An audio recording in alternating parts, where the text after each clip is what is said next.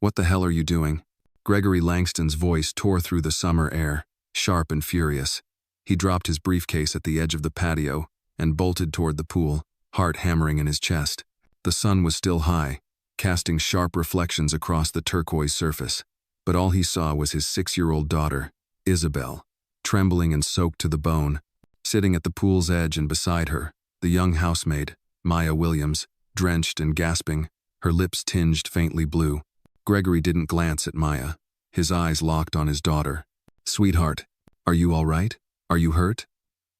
He crouched, inspecting Isabel's tiny limbs, checking for bruises, cuts, signs of trauma. "I'm okay, Daddy," she choked out between coughs, shivering. "I fell. Miss Maya. She jumped in. She saved me." He didn't hear the last part, not really. Or maybe he chose not to. From behind him, a hoarse voice spoke, weak from strain. "She slipped near the deep end. There was no time to call for help. I had to." "Don't talk," Gregory snapped, turning his fury toward Maya for the first time. "You were supposed to be watching her. How could you let her get that close to the pool?" Maya's teeth chattered slightly, her wet uniform clinging tightly to her frame. At 29, she had only been working in the Langston estate for 4 months. This was supposed to be a temporary job, a way to pay off her student loans after dropping out of nursing school to care for her ailing mother. But now, she stood before one of the most powerful men in Napa Valley, dripping and disoriented, being reprimanded like a criminal. "I didn't let her. She was just playing with her doll, and she leaned in too far. I saw her go under. I jumped in, sir. She was sinking fast." "You should have yelled for help," he barked. "You don't just throw yourself in like a lunatic. What if you'd both drowned?" Maya paused, stunned. She couldn't swim. Neither could I, really. But I couldn't let her die. You couldn't swim, and you jumped in anyway?" Gregory's voice rose with disbelief and disgust. "Are you out of your damn mind?" Isabel reached out, tugging her father's sleeve. "Daddy, please don't yell at her. She saved me." Gregory pulled the girl into his arms protectively. "Go inside, sweetheart. Get warm. I'll be right in." "But now, Isabel." The girl looked back at Maya one last time before slipping through the sliding glass doors, water squishing softly beneath her feet. Gregory turned again to Maya, now standing unsteadily, visibly struggling to breathe evenly. Her chest rose and fell rapidly. She coughed, hard, doubling over slightly. "You should have thought this through," Gregory said coldly. "You're lucky nothing worse happened." Maya looked up, lips trembling not from fear, but from cold and something deeper, disbelief. "Mr. Langston, I pulled your daughter from the bottom of that pool. I nearly—" She stopped herself. There was no point. His eyes were already glassy with disapproval, not gratitude. "I'm not interested in excuses," he said, brushing past her. "Change into something dry and stay out of sight until further notice." She flinched, as if the words had slapped her. "Understood?" he added without looking back. "Yes, sir," she murmured, voice flat. As he disappeared into the house, Maya stood alone, water still dripping from her hair. She wrapped her arms around herself, trying to suppress a shiver that wasn't just from the cold. The pool glistened behind her, placid now, as if it hadn't nearly claimed 2 lives. She staggered toward the servants' quarters, each step heavier than the last. That night, the Langston house was quiet. Isabel had fallen asleep early, bundled in flannel pajamas with a space heater humming beside her bed. Gregory sat in his office, sipping scotch, the headlines of his portfolio glowing across his screen. But his mind wasn't on the market. He replayed it all, her soaked uniform, her hand on Isabel's back, the coughing, the trembling lips, and still, something in him twisted with annoyance rather than guilt. She was reckless, foolish. And yet, damn it, he muttered, finishing his drink in a single gulp. Elsewhere, Maya sat alone on the edge of her twin bed, her fingers curled around a worn photo tucked beneath her pillow, her mother, younger, smiling by a riverbank. Maya whispered, "You always said doing the right thing didn't always feel good." Her throat ached. She hadn't eaten. She didn't care. From outside, the wind stirred the leaves. The pool was dark again. No one thanked her. No one saw the moment she couldn't breathe either. No one noticed the girl who jumped, knowing she might not come back up. Not even him. The morning after the pool incident arrived, cloaked in an eerie calm. The Langston estate, normally a quiet symphony of buzzing espresso machines, smooth jazz echoing from the study, and the rhythmic swish of sprinklers across acres of manicured lawn, felt frozen. The silence had weight to it. Maya Williams moved like a ghost through the kitchen. Her steps were careful, calculated. Her wet uniform from yesterday had been washed and hung by the window, but it still dripped faintly. She wore a plain gray shirt and black slacks, borrowed from an old supply closet. The bruises along her ribs were blooming now, hidden under layers of fabric, each one a secret reminder that she had almost drowned. And no one had asked if she was okay. She stirred the oatmeal quietly, glancing once toward the hallway. The breakfast tray for Isabel sat untouched beside her. 2 slices of toast, cut diagonally, a boiled egg, and a small cup of orange juice, no pulp, just how the girl liked it. Maya had memorized those preferences in the first week. Behind her, a deep voice cleared his throat. You don't need to prepare her meals. Rosa can handle that. Maya turned slowly. Gregory stood in the doorway, dressed impeccably in a navy blue suit. No briefcase, but his phone buzzed steadily in his hand. He hadn't shaved. The stubble across his jaw made him look rougher, less composed. I know her routine, Maya replied softly. I didn't want her morning to feel different. Gregory's gaze lingered on her a moment too long. She'll be fine, kids bounce back. Maya nodded. Yes, sir. He crossed the kitchen, opened the fridge, poured himself black coffee from the carafe she'd brewed an hour ago. It was lukewarm, but he didn't complain. I checked the pool cams last night, he said suddenly, his tone cool. You jumped in without even taking your shoes off. Maya set the spoon down. There was no time. You risked your life. I know. You said you couldn't swim. I didn't say I couldn't, Maya answered, voice calm. I said I wasn't a strong swimmer. There's a difference. Gregory raised an eyebrow. That's not what you said yesterday. I was scared, Mr. Langston, she said, turning to face him fully. I had just pulled your daughter from the deep end. My heart was in my throat. My lungs were half full of water. Maybe I didn't say everything perfectly. For a moment, silence again. He looked at her, really looked this time. The purple shadows under her eyes, the raw skin at her knuckles, the way she stood, slightly favoring one leg. But then, as if catching himself, he shifted his gaze toward the sink. You still should have yelled, he muttered. That's what people do in emergencies. I was the only one who saw her go under. By the time anyone heard me scream, it would have been too late. She paused. I didn't act recklessly. I acted fast. Gregory stared at his coffee. You could have drowned too. Maya stepped forward just slightly. Yes, but I didn't, and neither did your daughter. The words hung in the air. Not angry, not dramatic, just true. Isabel's soft footsteps interrupted the standoff. She entered the kitchen, rubbing her eyes, dragging her stuffed penguin by the flipper. Morning, Daddy. Morning, Maya. Good morning, sweetheart, Maya said gently, crouching to Isabel's level. I made your favorite. The little girl beamed. Thank you. Then she looked at her father. Can Maya eat with me? Gregory hesitated. I think Maya has a lot to do today. I already finished my chores, Maya interjected, her tone respectful. If it's all right, I'd like to sit with her. He didn't answer at first, but Isabel was already pulling Maya toward the table. They sat across from each other like mother and daughter. Gregory remained standing, watching the scene with a strange tightness in his chest. Do you still not feel good, Maya? Isabel asked between bites of toast. I feel a little sore, Maya admitted, but better than last night. You looked like a superhero. Maya smiled. Not quite. Just someone who didn't want to see a good person get hurt. Give Maya a like. And where are you watching this video from?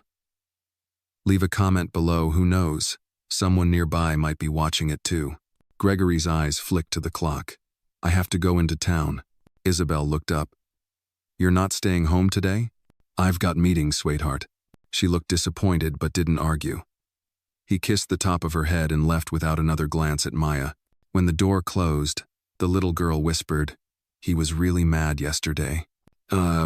He was scared, Maya said gently. Sometimes fear wears the face of anger. Does that mean he wasn't really mad at you? Maya gave a small smile. I think he was mad at the whole situation. Not just me. Isabel nodded, then leaned closer. I'm glad you were there. Maya blinked hard. Me too, sweetheart. Me too.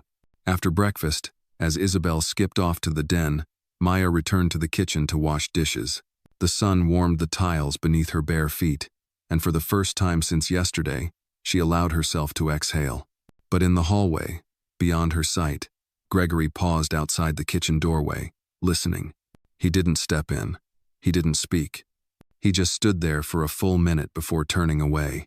The early afternoon sun filtered softly through the large bay windows of the Langston living room.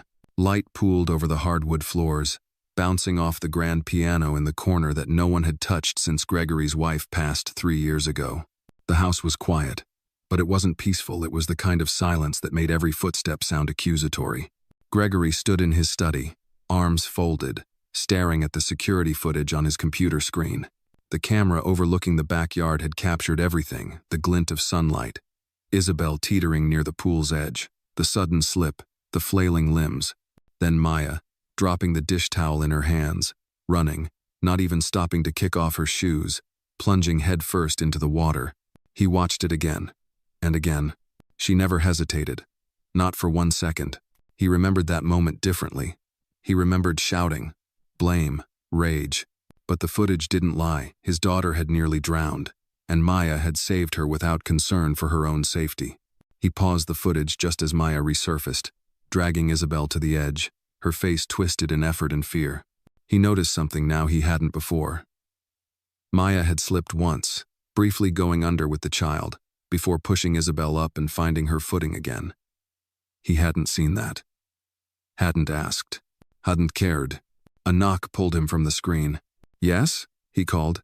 Javier, the head groundskeeper, peeked in.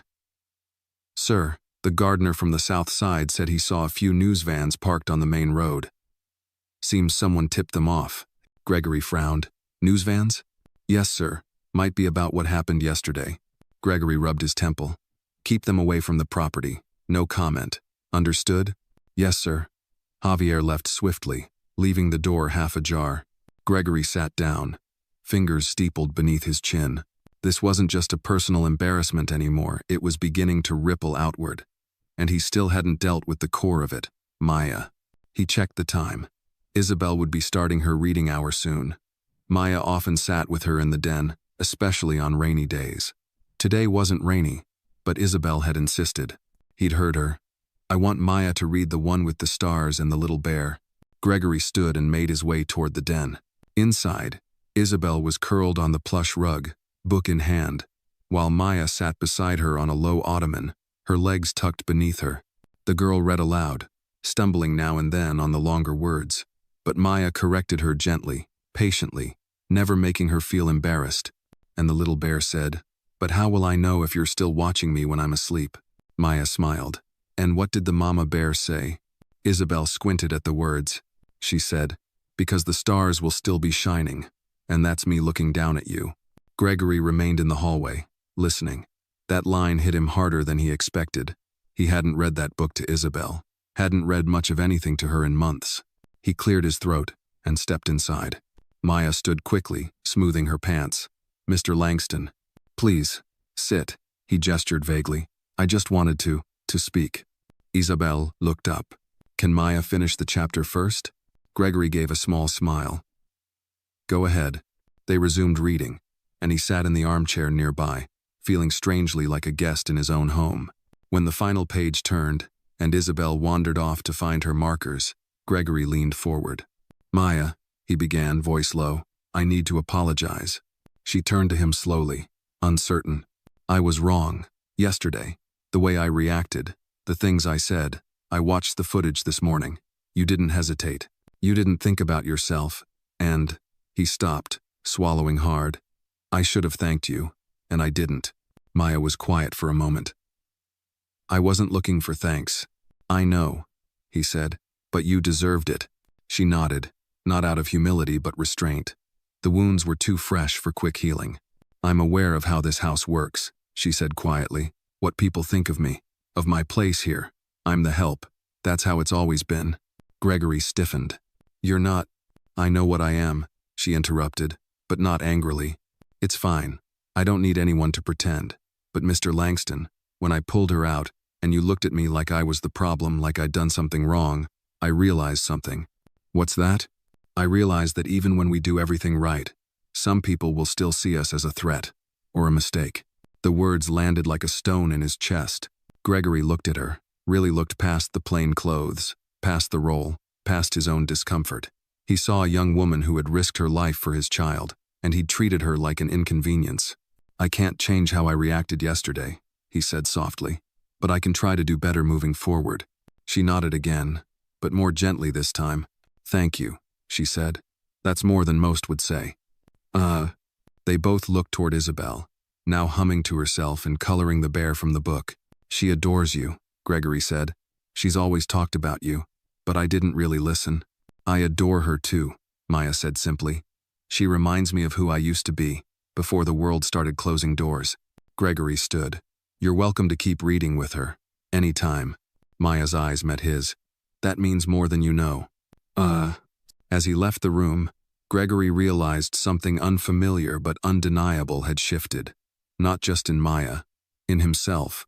For the first time in a long time, he wondered what it meant to be truly seen and what it meant to start seeing others, not just as part of the scenery and his success, but as people who might save his life in ways he never expected. Dinner that evening was quieter than usual, and not just because the house had always leaned toward a polished formality. Something about the air felt thick, like the walls themselves had absorbed the tension of the past 2 days, and were now silently watching, waiting. Gregory Langston sat at the head of the dining table, a place he had occupied for over a decade without question. The table itself, made of hand-carved walnut, could seat 12, though only 2 plates were set tonight, his and Isabel's. A vase of white hydrangeas sat untouched in the center, their petals still fresh from yesterday's delivery. The girl sat to his right, swinging her feet beneath the chair, eyes scanning the doorway every few minutes. Is Maya eating with us? She finally asked, pushing a green bean across her plate with the back of her fork. Gregory cleared his throat. She's taking her dinner in the staff kitchen tonight. Isabel frowned. Why? He hesitated. She's had a long day. I thought she might want some quiet. Isabel's eyes didn't move from her plate. You didn't ask her. Gregory didn't reply. Outside, the sun dipped behind the vineyard hills, casting gold across the windows. A lone cicada buzzed in the garden, breaking the silence. Isabel looked up again. You're still mad at her? I'm not mad, Gregory said. I just thought she might prefer to rest. That's not what I asked. Gregory leaned back in his chair, sighing. His daughter had her mother's eyes and, increasingly, her tendency to press for truth, no matter how uncomfortable it made others. I was mad, he admitted, at first, but not anymore. Isabel looked relieved but still quietly dissatisfied. Meanwhile, in the staff kitchen down the hallway, Maya sat alone with a plate of roasted chicken and rice, untouched. She stared at the small wall clock, listening to the muffled clinking of silverware from the main dining room. She could hear Isabel's voice faintly, rising now and then in question, fading under Gregory's deeper responses. She should eat. She knew that, but her stomach twisted at the thought. The events of the last 24 hours had settled like a weight in her gut. She didn't know what today had meant. Yes, Gregory had apologized, and yes, Isabel still wanted her around, but something had shifted in the atmosphere of the house. She was no longer invisible, and being seen came with its own price. A soft knock broke her thoughts. She looked up to see Rosa, the longtime head cook, peeking in with a small smile. Carida, the little one's asking for you, Rosa said in a low voice. She won't touch her dessert until you come. Maya hesitated.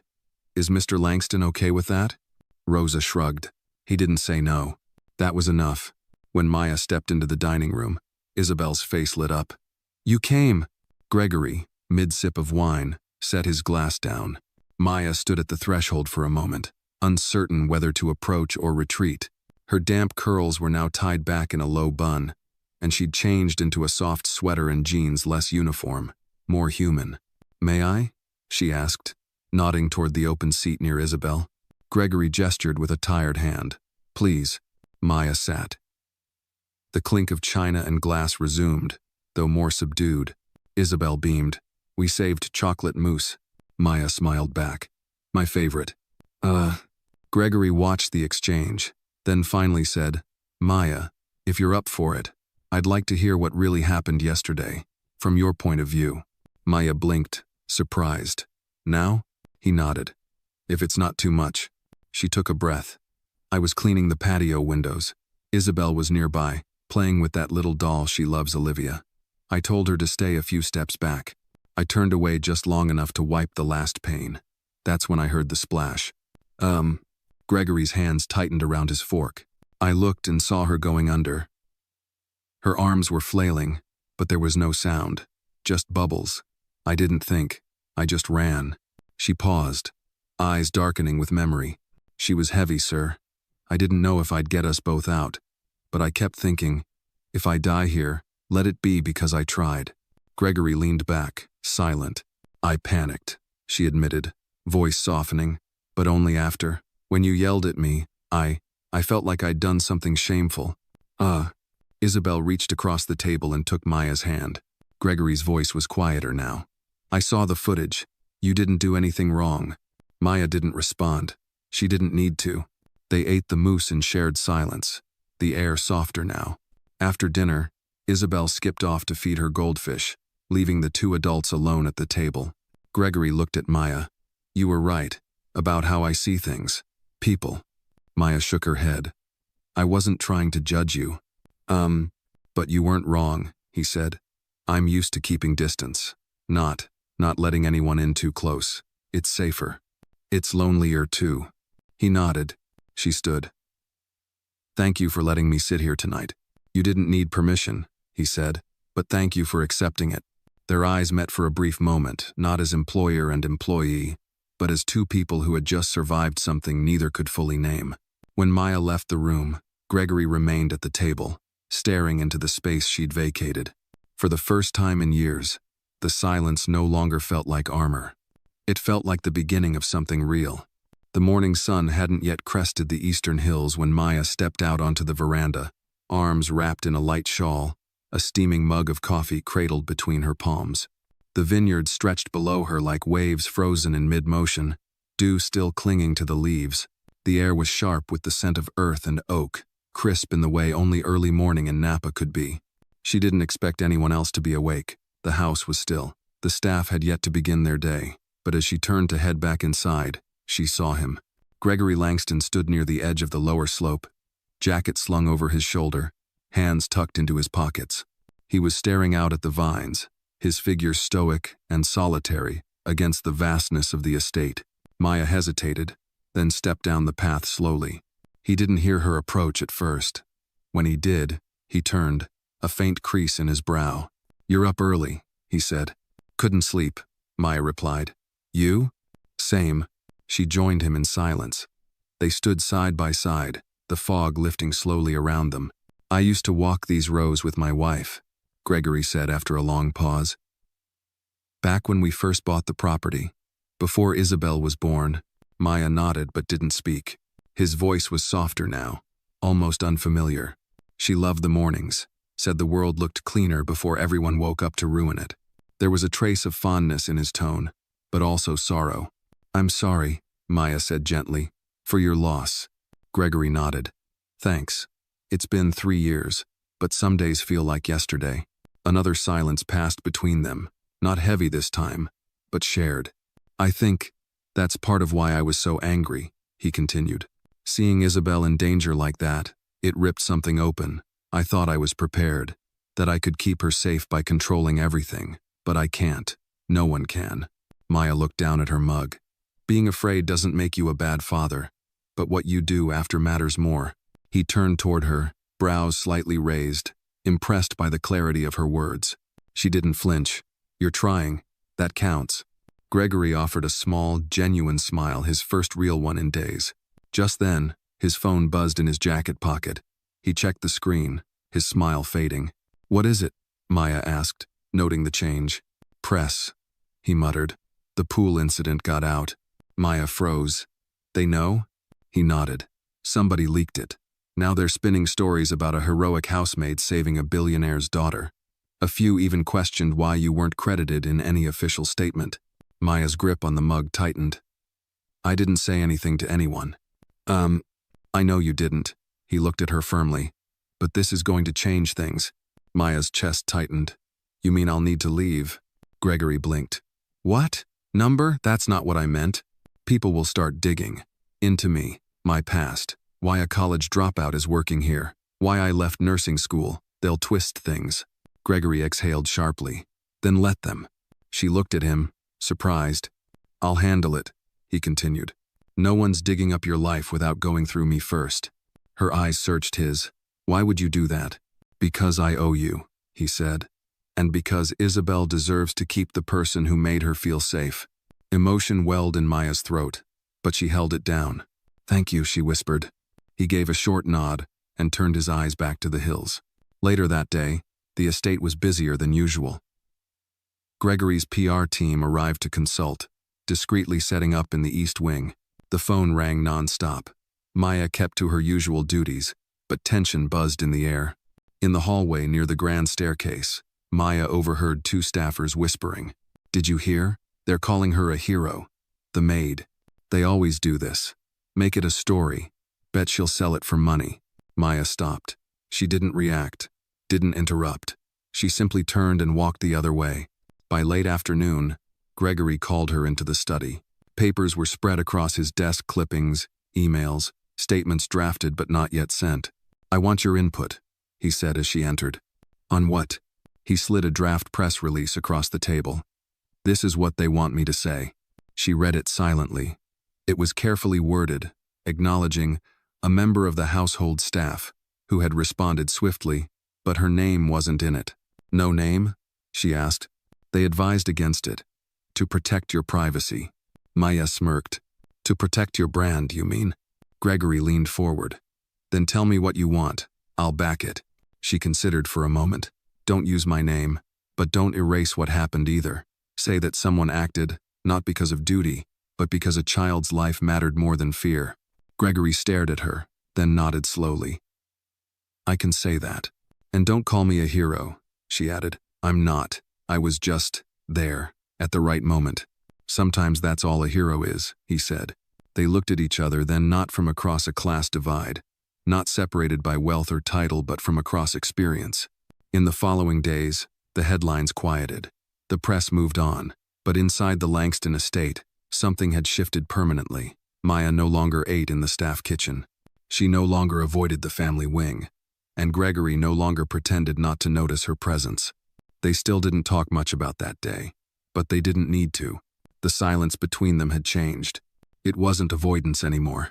It was respect. Rain hadn't touched Napa for weeks, but that evening, dark clouds hung low over the vineyards like a warning.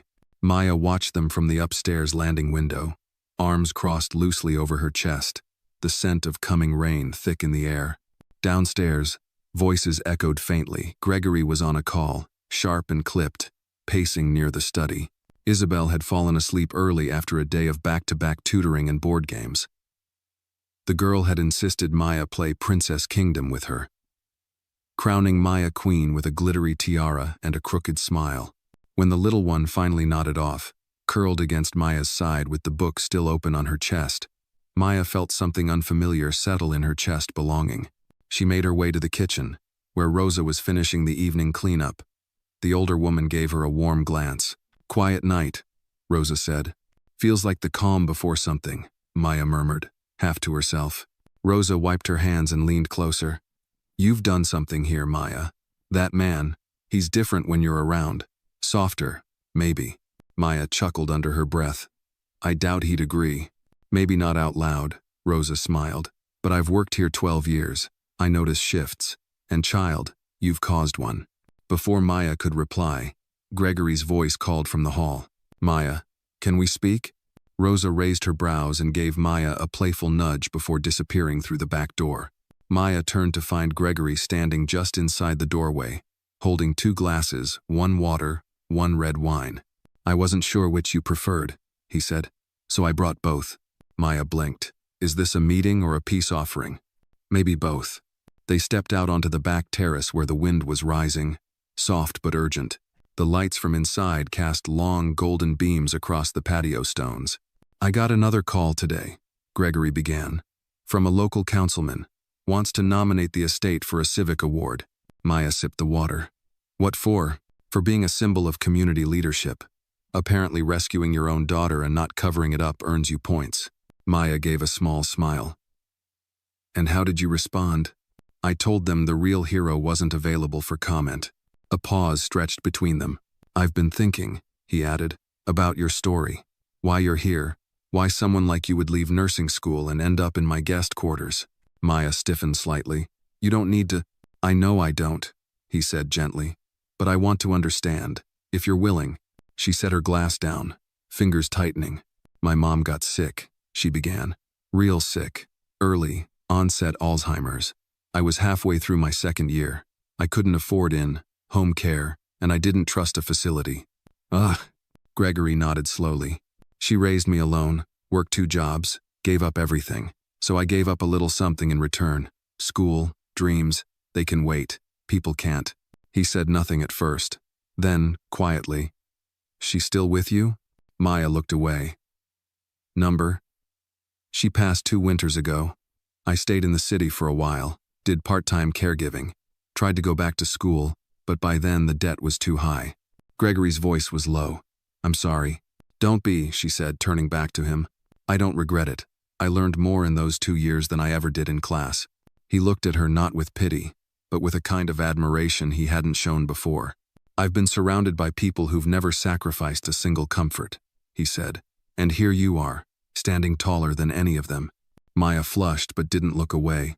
The wind picked up, brushing loose strands of her hair across her face.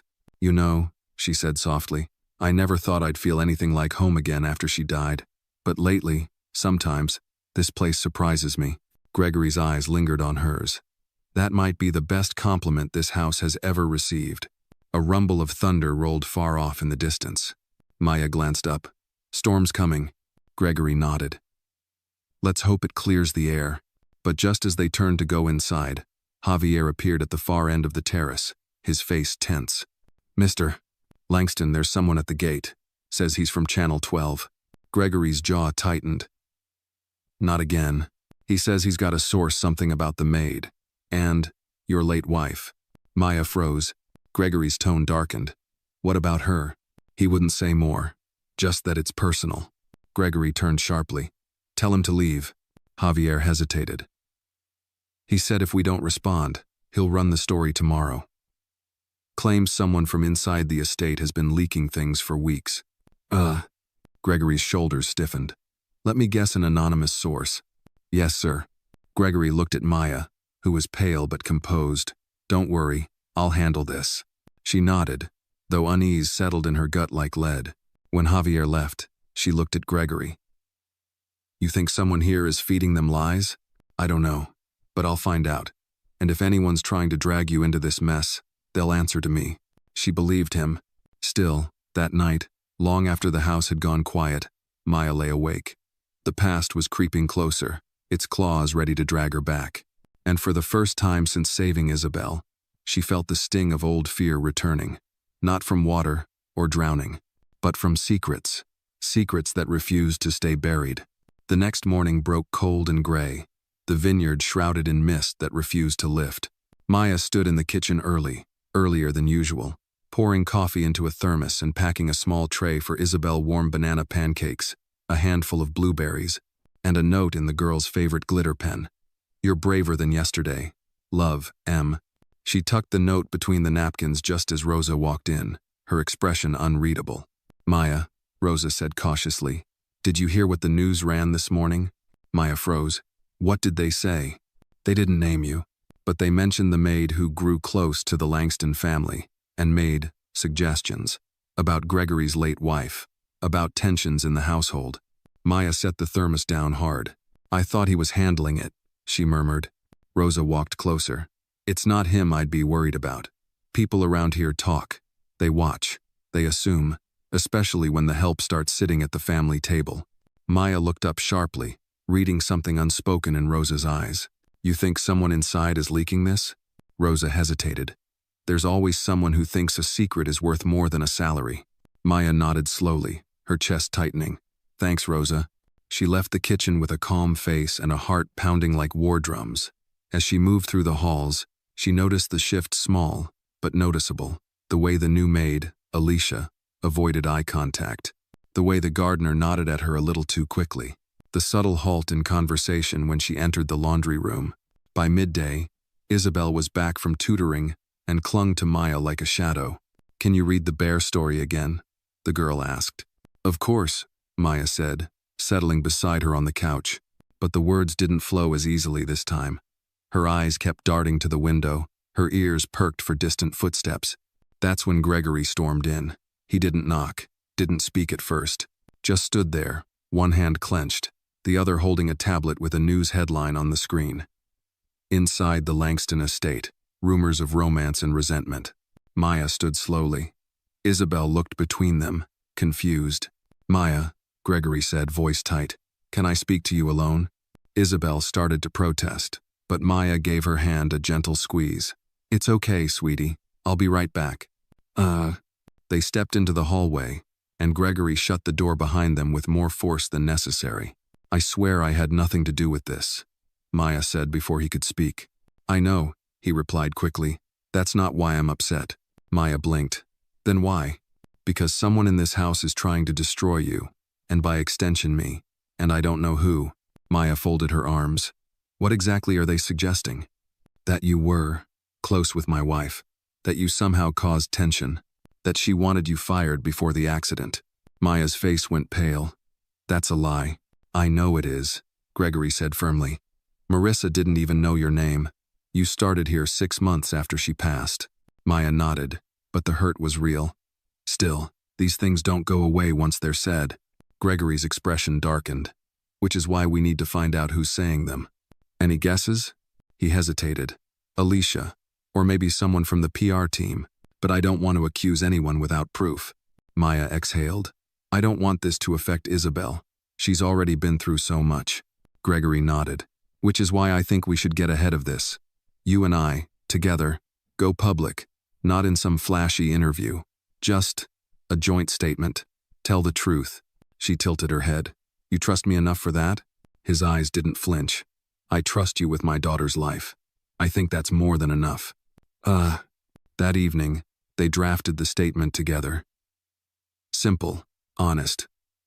Maya would remain unnamed, but acknowledged as an essential part of Isabel's life. There would be no embellishment, no denial of class lines, but there would be gratitude, clarity, truth. As they worked, Gregory noticed how easily the conversation flowed between them now. No tension, no formality, just two people trying to protect what mattered. When the draft was finished, Maya looked at him. "You didn't have to include that line about honor beyond position." "I did," he said, "because it's true." She gave a small smile. "You're not who I expected you to be." "Neither are you," he replied. They printed the statement, and Gregory arranged for it to be sent to key outlets first thing in the morning. That night, Maya couldn't sleep again, but not from fear. This time it was something else. She went to check on Isabel. The girl was asleep, one arm flung over her penguin toy, the other resting on the note Maya had written that morning. Maya stood there in the doorway for a long time, watching the rise and fall of the child's breath. Behind her, she didn't hear Gregory approach. "She sleeps easier since you've been here," he said quietly. Maya turned. "She's stronger than she knows. She gets that from her mother," Gregory said. Then after a pause, "And maybe now, from you." Their eyes met no defenses this time, no wariness, just the quiet recognition of something new beginning. The storm hadn't passed, but they were learning how to stand in it. Together, the morning after the statement went public, the Langston estate woke to an odd calm. No reporters at the gates, no angry emails from investors, just the faint scent of jasmine in the breeze and the usual hum of sprinklers across the vineyard lawn. Maya walked into the kitchen to find Rosa already prepping lunch. The older woman looked up with a sly smile. "Made the papers, Carita," she said, sliding a folded copy of the Napa Valley Tribune across the counter. The front page read, "Truth over scandal. Langston statement silences rumors." Maya picked it up, her eyes scanning the column. Her name wasn't mentioned, as agreed, but the tone was respectful. Honest, balanced. It called her a member of the household staff, whose quick action and quiet devotion helped avert tragedy. and build a bridge where few expected one. It's kind, Maya said, folding it again. Almost too kind. You earned that kindness, Rosa replied. You didn't ask for attention. You just did what was right. Gregory entered then, dressed in a navy pullover and jeans. Casual, less armor. Morning, he said, pouring himself a coffee. Paper? Maya handed it over. He read it in silence, then nodded. They got it right. The air between them was lighter now, not without tension, but no longer thick with fear or second-guessing. Later that afternoon, Gregory invited Maya to walk the vineyard rows with him. It had become a quiet ritual, something unspoken but healing. I found something last night, he said as they walked, in Marissa's writing desk. Maya glanced at him. She kept journals, he continued. Not every day, just thoughts, fragments. One entry caught my eye. He handed her a folded page, worn at the corners. Maya hesitated, then took it. It read, in looping script, "This house feels too quiet these days." I see Isabel laughing with Rosa, giggling with the new girl. What was her name, Maya? She's young, careful, but warm. Reminds me of someone I used to be. Part of me aches watching them, not from jealousy, but from something else, a longing. Maybe I spent so long building this house, I forgot to make it a home. Maya blinked back sudden tears. She knew me? She saw you, even if you didn't know it. Maya folded the note carefully, returning it. Thank you for showing me. Gregory nodded. I thought you should know she didn't see you as invisible. They walked in silence for a while, the crunch of gravel beneath their steps the only sound. You said she used to walk these rows with you, Maya said softly, every Sunday morning. She'd insist we check every vine, even if the workers already had. Said it helped her breathe. Maya looked out at the rows, neat and green and humming with life. I understand that. When they returned to the house, Isabel was waiting on the front steps, a sketch pad in her lap. I drew something, she called out. For both of you. Gregory and Maya joined her as she flipped the pad around.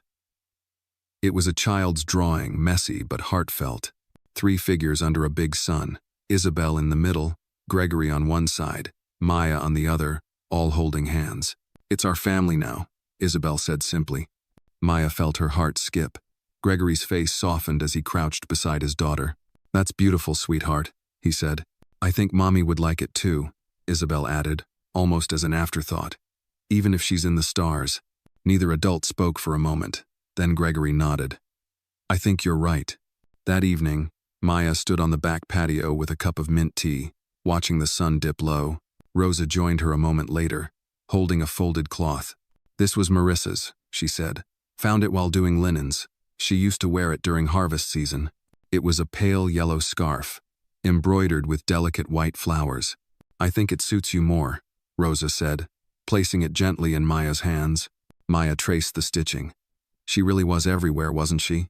She built this place with more than walls, Rosa said. And now you're doing the same. That night, Maya placed the scarf in her drawer, beside a photo Isabel had drawn weeks ago, and a book of bedtime stories worn at the edges. Her things, her space. A quiet corner of a life that had once felt borrowed, now slowly becoming her own. The house no longer felt like someone else's world she tiptoed through. It was, piece by piece, becoming part of hers. It was just after midnight when Maya woke to a noise she couldn't quite place. Not the usual creaks of an old estate or the rustling of wind through the vineyard trees. This was closer. Intentional. A shuffle of footsteps down the east corridor, where the staff rarely ventured after hours. She sat up in bed, heart beating with quiet urgency. She'd learned long ago to trust her instincts. Still in her sweatpants and a light hoodie, she slipped out of her room, bare feet silent against the hardwood floor. The hallway was dim, only a few sconces flickering low. She heard it again, someone moving past Gregory's study. Not fast, but not careful either. Whoever it was, they weren't hiding. They were searching. Maya padded down the corridor, staying close to the wall. As she reached the study door, she caught a glimpse of movement through the crack. A shadow hunched over the desk. The figure rifled through papers, opened drawers. Maya pushed the door open just enough to see the intruder clearly. Alicia, the young maid, was dressed in black, her long dark hair tied back, her fingers moving with urgency through Gregory's personal files. Maya's breath caught in her throat. She waited, watching. Alicia pulled out a small envelope, tucked it quickly into her coat pocket, and turned to leave. Maya stepped into the doorway. Looking for something? Alicia froze. Her face, for a second, betrayed pure panic. Then she forced a sneer. Could say the same to you, she snapped. This isn't your space, Alicia, Maya said, stepping forward. You shouldn't be here. I work here, just like you. Not at midnight. Not going through Mr. Langston's private things. Alicia narrowed her eyes. And you? What are you doing wandering the halls like you own the place? Maya's voice was calm. I heard something. I came to check. A tense silence hung between them. I suggest you put back whatever you took, Maya said, before this gets worse. Alicia hesitated. Then, with defiance burning in her gaze, she stepped closer. You think he's going to protect you? You think you're special because the little girl likes you? Because you got lucky saving someone? This has nothing to do with luck, Maya said, steady. This has to do with trust, something you just broke. Before Alicia could respond, Gregory appeared behind them. His voice was cold and unyielding. What's going on? Maya turned. She was in your study, going through your desk. Gregory's eyes snapped to Alicia. Is that true? Alicia's face paled, then hardened. I was looking for my paycheck stubs. I thought, stop, Gregory said, raising a hand. Just stop. Alicia said nothing. Gregory walked past her, opened the drawer she'd just closed, and immediately noticed the disarray. He turned back to her. What did you take? She didn't answer. I'm not asking again. Alicia's jaw clenched. An envelope. That's it. Give it to me. Reluctantly, Alicia pulled it from her coat and slammed it on the desk. Gregory picked it up, opened it, and frowned. Then he looked at her with quiet disbelief. You were going to sell this? She didn't answer. These are letters between me and my lawyer, about Isabel's trust fund, about protecting her inheritance. Why would you want these? Alicia's silence told him everything. You're fired, he said flatly. Now, tonight, Javier will escort you off the property. Alicia scoffed. Figures. Throw me out for doing half of what she's done. Gregory stepped closer, his tone firm. Maya has done nothing but protect this family. You, on the other hand, tried to sell our lives for a quick payday. She's not even family, Alicia hissed. She's earned more place here than you ever tried to. Alicia's eyes darted between them rage, defeat, and something else. Fear. She turned and stormed out of the study. Gregory let out a breath and looked at Maya. I'm sorry you had to see that. Maya shook her head. You didn't know. I should have. They stood in silence for a moment, the tension thick in the air. She wasn't just snooping, Maya finally said. She knew what to look for. Someone tipped her off. Gregory nodded grimly, which means someone else might still be in on it. Should we call the police? Not yet. First, we lock everything down. No one in or out without my approval. Maya looked up at him, concerned. This is bigger than just gossip, isn't it? He met her eyes. Much bigger. Later that night, Maya returned to her room but didn't sleep. The shadows had shifted again. What once felt like healing now felt like a fight for something deeper, protection, truth, and dignity. Downstairs, Gregory sat alone in his study, the letter Alicia tried to steal resting beside a half-drunk glass of scotch. He stared out into the darkness beyond the window. This wasn't over. Whoever was behind it wasn't finished. And neither was he. By the next morning, the air in the Langston estate had changed. The usually serene halls felt heavier, more alert. Staff moved quietly, eyes lowered, conversations hushed. Word about Alicia's sudden dismissal had traveled fast, though the details remained vague. Everyone understood something serious had happened. Maya sat in the breakfast nook with Isabel, pouring syrup onto the girl's waffles, forcing a smile she didn't quite feel. Across the table, Isabel picked at her food. She's not coming back, is she? The girl asked. Maya paused. No, sweetie. Alicia won't be working here anymore. Did she do something bad? Maya hesitated, then nodded gently. Sometimes people make choices that hurt others. And when that happens, they have to leave. Isabel frowned. But you'll still be here, right? Maya's smile softened. Yes. I'm not going anywhere. Gregory entered a few minutes later, dressed sharper than usual, a navy blazer over a crisp white shirt. He looked like a man on a mission. He placed his hand gently on Isabel's shoulder. "Morning, Peanut," he said. "You doing okay?" She nodded, and he turned to Maya. "Can I borrow you after breakfast? Something we need to do." Maya followed him to the upper floor study once Isabel was settled with Rosa. Gregory locked the door behind them and pulled open a cabinet hidden behind a bookshelf. Inside were 2 small safes and a locked drawer. "I had the locks changed this morning," he said. "But there's more." He pulled out a leather-bound folder and laid it on the desk. "I went through everything last night. Letters, records. And I found something I didn't expect." Maya leaned closer. "About Marissa?" He nodded and opened the folder. Inside were copies of emails, most old, from years ago. But one, dated just 6 months before her death, caught Maya's eye. It was from Marissa to Gregory. Subject line: "Concerns about household staff." Maya's stomach tightened, but Gregory held up a hand. "Read it," he said. Maya scanned the text. It wasn't what she expected. Marissa had expressed discomfort not with Maya, but with someone else entirely. A man named Daniel Reyes, a former estate manager dismissed for undisclosed reasons. She said she caught him near her personal things, Maya murmured. "He was let go a week after that email," Gregory said. "I barely remember it, honestly. Thought it was just a misunderstanding. But what if it wasn't?" Gregory leaned back. "That's what I've been asking myself. What if he came back, not physically, but through someone else?" Maya looked up. "You think Alicia was working with him?" "It's possible." I checked her references again. They were solid, too solid, almost like they were rehearsed. A silence settled between them. "She wasn't just looking for gossip," Maya said. "She was digging for something that could be sold, something financial, legal." Gregory tapped the folder. "Which brings me to this." He slid a document toward her. It was a notarized form, a proposed amendment to Isabel's trust, dated 3 months ago, unsigned. Maya frowned. "What's this?" "I was advised to restructure Isabel's inheritance, protect it from potential outside claims. The idea was to list someone as a temporary co-guardian, someone trustworthy." Her eyes flicked to the name on the line. "Maya Williams?" "I never signed it," Gregory said quickly. "Not yet. I wanted to talk to you first." She stared at him, stunned. "You were going to make me a legal guardian of your daughter?" "I was considering it," he said. "You're already half of her life.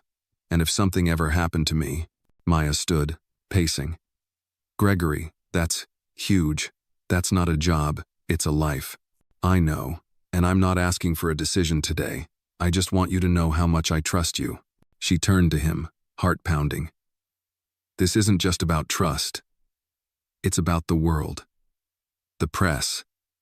The people who will twist this. They'll call it manipulation. They'll say, I planned this, that I seduced you." Gregory stepped forward. "Let them talk. They don't know you. I do. And Isabel does. That's what matters." She exhaled, emotions crashing like waves behind her ribs. "I don't want to be a scandal." "You won't be," he said. "Not with me standing beside you." The rest of the day passed in a blur. Gregory made phone calls. Maya returned to her duties. But the air between them had shifted again, charged now. Not with suspicion, but with possibility. That evening, after Isabel had fallen asleep and the staff had retired, Maya found herself walking the vineyard path alone. The moon hung high above the rows, casting silver shadows on the ground. She heard footsteps behind her. "I thought I might find you here," Gregory's voice called gently. She didn't turn around. "It's where your wife used to walk, right?" "Yes." Then maybe I'm intruding." "No," he said. "You're continuing." She turned then, meeting his eyes. "I'm scared, Gregory. Of being seen, of being misunderstood." "So am I," he admitted. They stood there, surrounded by vines that had seen more seasons than either of them could count. In the quiet, Maya felt something settle inside her. Not peace, not yet. But readiness. Whatever was coming next, she wouldn't face it alone. She wasn't the housemaid anymore. She was something more. Something unspoken. Something undeniable. The following day began with an eerie stillness that didn't belong to the vineyard. It was as if the house itself held its breath, waiting. Maya felt it the moment she stepped into the kitchen, a quiet so deep it drowned out even the ticking of the wall clock. Rosa stood by the stove, stirring oatmeal, her brow furrowed. "What is it?" Maya asked. Rosa glanced up. There was a fire last night, out by the north fence. Maya froze. A fire? How bad? Didn't spread far. Just a few rows of vines. But it wasn't natural. Maya's stomach dropped. "You mean, someone said it?" Rosa nodded grimly. "Sheriff's people are already here. Gregory's talking with them now." Maya stepped back, heart thudding. The vineyard had been peaceful, even with the whispers of scandal. But this was different. This was a warning. She found Gregory in the courtyard with a deputy, an older man with sun-worn skin and a skeptical gaze. Gregory was calm, composed, but Maya could see the tension behind his eyes. "The fence camera caught movement around 1:15 a.m., Gregory said. "No clear face, just a figure, long coat, looked like a man." The deputy scribbled on his notepad. "Any disgruntled employees? Recent firings?" Gregory hesitated just a second too long. "Alicia," Maya said. The deputy looked at her. "And who are you?" "She's family," Gregory answered before Maya could speak. "A trusted member of the household." The deputy nodded, adjusting his hat. "We'll look into it. But off the record, this feels like a message. Someone wanted to scare you. They succeeded," Gregory said quietly. After the deputy left, Maya and Gregory stood together by the charred edge of the vineyard. The blackened ground stretched out like a wound. "I keep asking myself," Gregory said, "what exactly they want." Maya's voice was steady.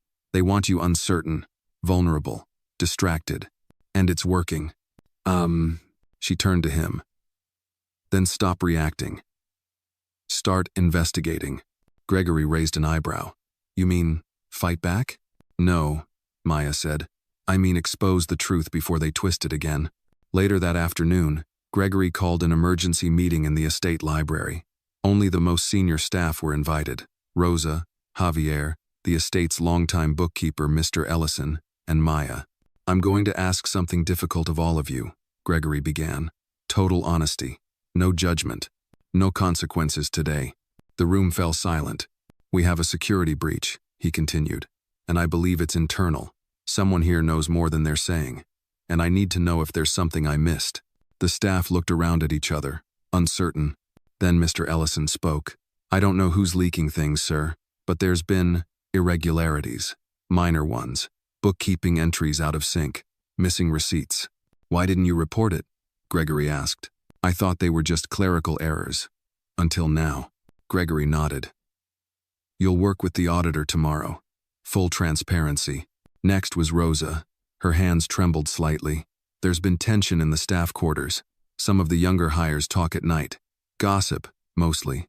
But a few weeks ago, I heard Alicia mention a name." Everyone leaned in. "Daniel." Maya's breath caught. She said it like she knew him. Said he warned her not to trust the new favorite. "I didn't think much of it then." Gregory's voice was low. "It's more than enough now." When the meeting ended, Gregory and Maya stayed behind. "This Daniel," he said. "I remember him now. Marissa wanted him gone because he had access to documents he shouldn't have. HR fired him quietly. I never heard from him again."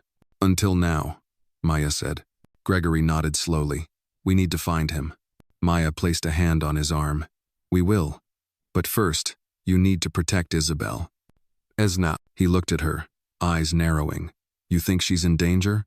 "I think you are, and they'll use her to hurt you." That night, security was doubled. The estate's perimeter alarms were tested. Gregory moved Isabel's room to the central hall, where Maya's was nearby. The house became a fortress. As Maya tucked Isabel into bed, the little girl looked up. "Is Daddy scared?" Maya sat beside her. "He's being careful. That's what good parents do." "Are you scared?" Maya paused. "I'm alert, but I'm here, and I'm not going anywhere." Isabel reached for her hand. "Then I'm not scared." Maya kissed her forehead, brushing a curl from her face.